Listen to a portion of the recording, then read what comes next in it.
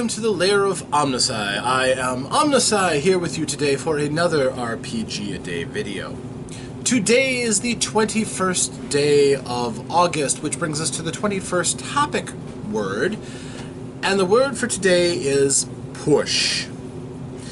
That is a fortunate word for what we're talking about, because the push mechanic, I think, is something that I've always kind of enjoyed as a narrative tool for gaming. Now, without some sort of mechanic for pushing to show that your character is throwing caution to the wind and extra effort is going towards, whatever they're doing.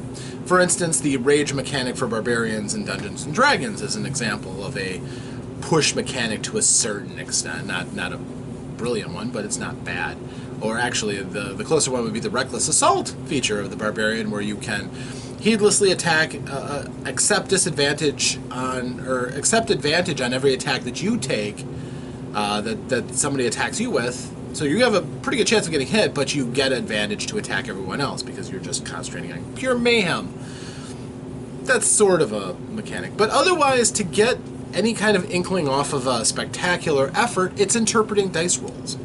If it's a percentile roll and you really hit your target, that may be narratively described by the game master as you worked extra hard and drove your blow in extra hard, or struck a mighty blow, or you accomplished whatever you were trying to do with amazing aplomb.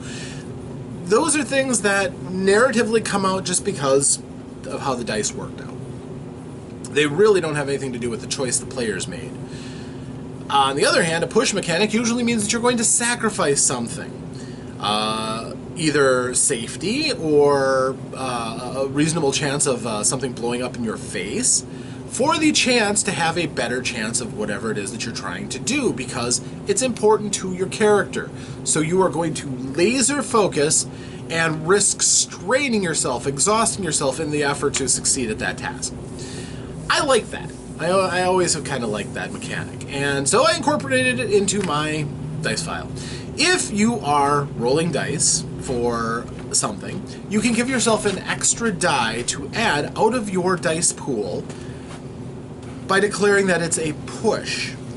Now, this, of course, increases your chances, and even better, this is an additive die, meaning that it's not just counted as the highest die and therefore, possibly bring you a bigger number. It gets added to your highest die. So it allows you to get considerably better than what your normal dice range could be, potentially. Of course, it might not. But, for instance, I'll show you an example. Say you are in a knife fight. You have a dagger, represented by a four-sided die. It's small, it's capable of doing some damage, but it doesn't lend itself to as much as a large weapon cutting you might. And some of you would say, probably more people have died from knives than from swords, which is true, because this person has a D8 in skill with knife fighting. So contrast that to a clod rolling a four-sided die for their skill, swinging a battle axe, for instance, that would do a D8 damage. It's the same effective roll. They're both equally deadly. One is deadlier because of skill, the other one is deadlier because his weapon is bigger. But generally the person with the smaller die and the greater skill is going to have some advantages in that clash. So, in addition to that, because my character is deft, I want to roll a six-sided die in addition.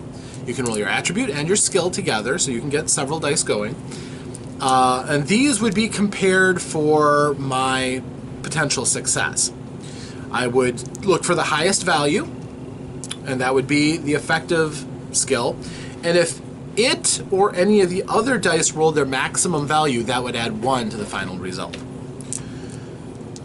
So I would get a number range between 1, which would be a critical failure if all of these rolled a 1. Statistically unlikely, but it does happen from time to time. But I could do that. Or if I'm desperate to make that hit count, I might push. In this case, maybe I'll take the six-sided die that I have in my pool, and I would roll them all together. Now in this case, the six-sided die is bigger than the other one from the basic dice pool, so I won't confuse them. And I would roll those dice, and not bad, not bad. I got only a 2 for my 8-sided die, sadness. Only a 2 for my dagger. I got a 5, however, for my blow from my quickness, my agility. Which means, in this case, my skill, I didn't perhaps throw in the most skillful blow. For my dagger really wasn't the thing that's really going to make the impact. It's the fact that I'm quick and nimble and able to get it in past my opponent's defense that might actually drive the point home, for a total of 5 right now. But, to routele, I rolled a 5 on the push die, which would add to the 5 that I rolled to give me a total of 10, which is a powerful blow. A really telling blow. In most cases, that would be enough to get in and wound almost any opponent, even if they're wearing decent armor. For instance, if they're wearing a standard suit of breastplated armor, they would have an 8-sided die to roll. They might roll their own agility, so that might give them a 4-sided die or a 6-sided die, or maybe an 8-sided die. And maybe they might have an active defense that they might be using as well, say to parry with their weapon or block with a shield, in which case they might add another die. And it's possible, if they're blocking with a shield, that they might actually add the shield die as well. So you can get up to 4 dice on defense, possibly. But in this case, because I pushed, I've got an excellent chance of bypassing that and scoring a blow that could leave some damage.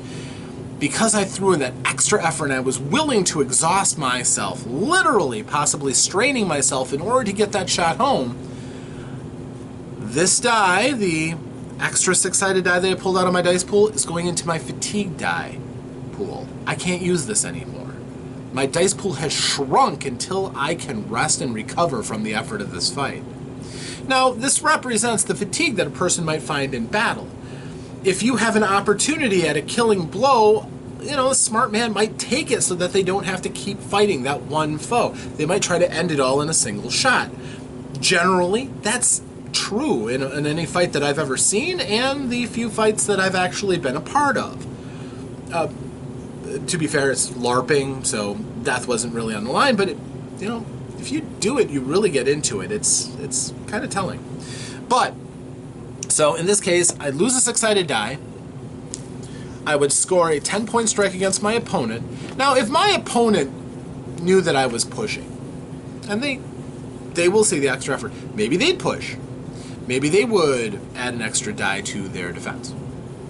And again, maybe they would be fatigued a little bit faster. In this case, if, say, they managed to match what I did, therefore negating the attack, at least my blow had the effort of costing them a die out of their die pool anyhow due to fatigue. And in the case if it's a non-player character that the storyteller is running, that would lower their combat effective rating by 1. So that could be really good. On the other hand, scoring a wound on them, had you been able to pull that off, might have done more. So with that level of dirksmanship, you could have probably dropped it by 2.